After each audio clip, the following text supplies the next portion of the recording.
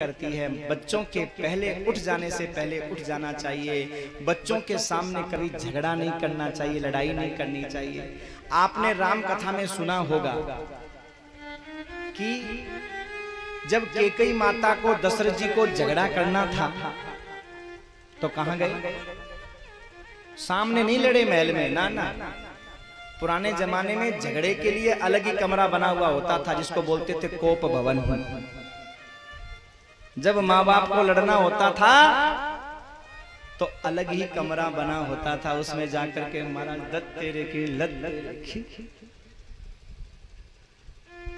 आप कहोगे महाराज यहां तो अपने रहने के लिए कमरा नहीं है, कोप भवन के लिए कहां से लाएं? तो उपाय बताऊं आपको लड़ने का, उसका भी उपाय है। बताऊं क्या उपाय है लड़ने का? जब बच्चे स्कूल चले जाएं उससे पहले घर को कोप भवन मत बनाना, अयोध्या बना के रखना।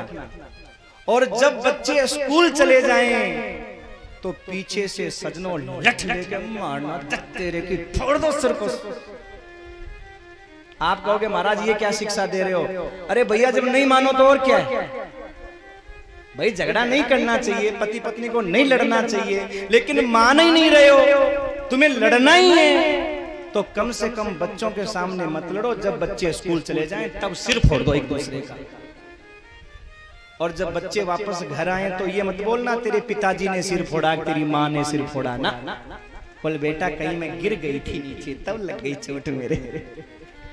पर बच्चों के सामने तुम्हारे झगड़े नहीं आना चाहिए, क्योंकि बच्चे जैसा देखते हैं मेरे भाई वैसा ही करते हैं। बच्चे कच्चे घड़े की तरह होते हैं, इसलिए दशरथ जी माता कौशल्या पहले ही उठ जाते हैं। और आयसु मांग करें पुर काजा, कोई भी काम करते हैं तो आज्ञा मांग करके करते हैं। देख चरित हर सही मन राजा, और राजा बड़े हर्षित होते हैं, प्रफुल्लित होते हैं। ये कथा क्या संकेत कर रही है?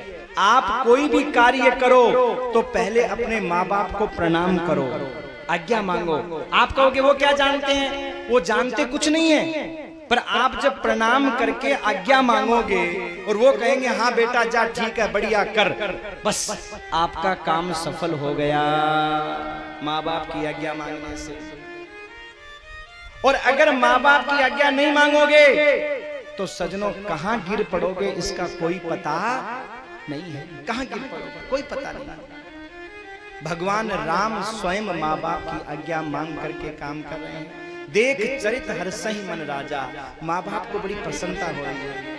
एक बात ध्यान रखना, माँ बाप के सराहना करने से पुत्र की कभी सराहना नहीं होती।